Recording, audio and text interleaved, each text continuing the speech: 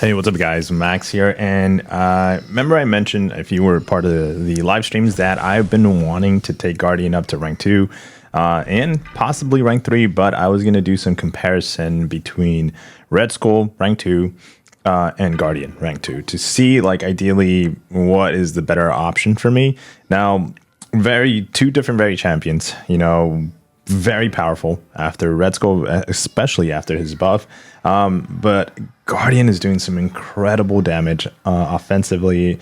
Obviously we can say about Red Skull is that he's a very stronger defender between Guardian and Red Skull. A little bit more annoying. You kind of need specific counters. There's kind of some interesting options out there when it comes to these champions. But since I just took up Guardian to rank 2, let's actually test him out first. I kind of know how to play both of them.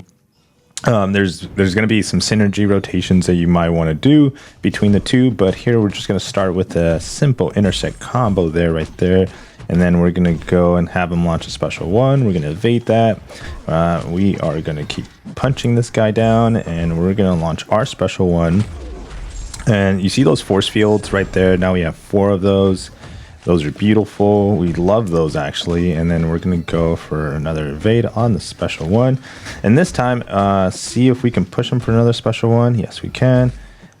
This might be a little overkill, but we're still going to do it. So we are going to go hit a 5-hit combo into the relic, giving us the shock vulnerability with then a special 2. And that is good night for freaking Winter Soldier, guys. Activated the relic just to have that shock vulnerability before I launch my special 2, because that's kind of where ideally most of the damage came from, but not necessarily, because you saw his health was really ticking down. Now, if you see the score, 44 seconds, guys, man, that's incredible. I love nukes. That is one thing about me and Battlegrounds. And I think everybody needs a reliable champion in their deck, maybe 2. But majority of the deck probably needs to be composed of nukes. And then you have your defense, right? To kind of put a halt to possibly those nukes. So that was super impressive when it comes to the speed. So let's try to do that again.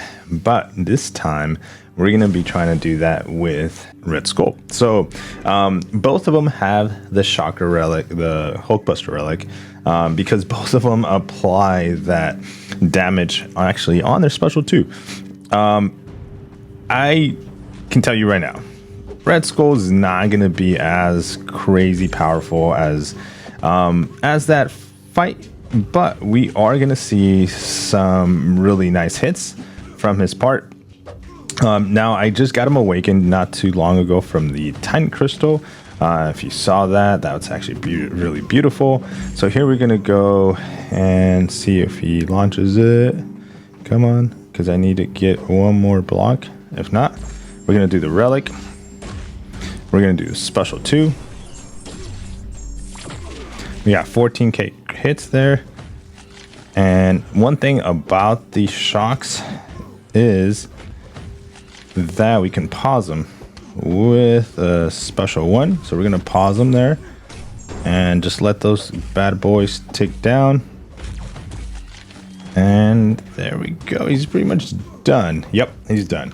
All right, so that took what I would say 12 more seconds over that Red Guardian. When it comes to the damage out there, if we look at the biggest hits, it wasn't as big as Guardian's biggest hit. But Red Skull was really also pretty dominant when it comes to the fight. When it comes to both of these champions, I don't know, guys. You let me know in the comments what you feel is probably the better choice. I truly believe you can't really go wrong with any of these champions. The fact that he's awakened, I said that was a really big plus, because this final bullet point there says every 10th basic attack grants Red Skull 1 armor up, which is what he needs because he stacks up to 10 of these armor ups. And once he's at 10, he gets this attack rating increase. He gets critical resistance, energy resistance. And those are actually super helpful for offensive and defensive when it comes to Red Skull. Also, blocking basic attacks, you can see that it consumes an armor up, but heavy attacks does apply a heal block, which is also beneficial for, I think, a bit of a longer fight.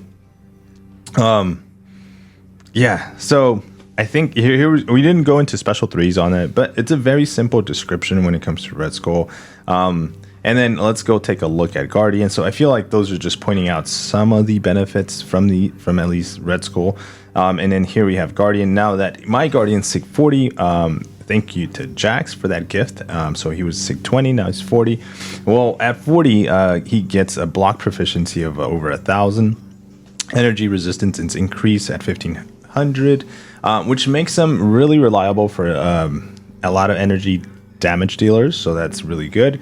Bleed resistance improved too, critical damage resistance. So becomes really tanky when it comes to offensive and defensive purposes too.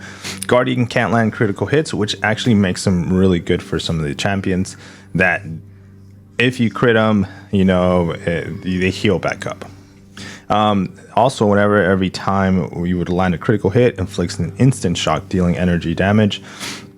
Guardian can't trigger the parry mastery against non-contact attacks, making him very beneficial there. Guys, let me know. What do you guys think when it comes to what is the best champion here? Now, the force field is what you saw there kind of increase. Force field charges last indefinitely up to 3 charges. Any additional force field charge lasts 22 seconds, gains 1 force field charge every 12 seconds. If Guardian has an armor up, gains 15% chance per force field chance to auto block, which makes him a good defender. Consumes 2 force field charges, inflicting power drain, removing 20% of the opponent's current power. So that is interesting. So once you become a pretty expert gamer, using that towards your advantage, you can definitely do that. So if you accidentally push an opponent to a special 2 and you don't know how to evade it, or you don't want to, or it's special 3, you can do the 4th light hit to drain 20% of the opponent's power, and it gets you back in the fight. That's incredibly good. I think a lot of people kind of overlook that one. Heavy attacks. The first hit consumes 1 force field charge, gains an armor up buff, increasing armor rating. And then the special one, which is what you saw me do, you activate, gains 3 force field charges. Now on the special 2 is what you saw as well, is basically consumes all the force fields, but increases the attack rating by almost 6,000 for each force field. So, man, guys, I don't know. I'm pretty impressed with both of these champions. I am going to make a decision here shortly, but not in this video. I just wanted to put this together. But let me know, guys, your thoughts between these options. I have them currently in my Battlegrounds deck, both of them in there. I haven't been able to draft Guardian or Red Skull, which is interesting because my tech champs here are not that many, as you can see. I mean, I have 5, which is actually alarmingly really large if you look at it compared to like the mutant, even mutant, skill, and science. It's 1 over those 3 classes and 3 over the mutant. But yeah, guys, let me know your thoughts on this, especially if you have a champion ranked up when it comes to specifically Battlegrounds, because any other game mode, questing, or even Alliance War,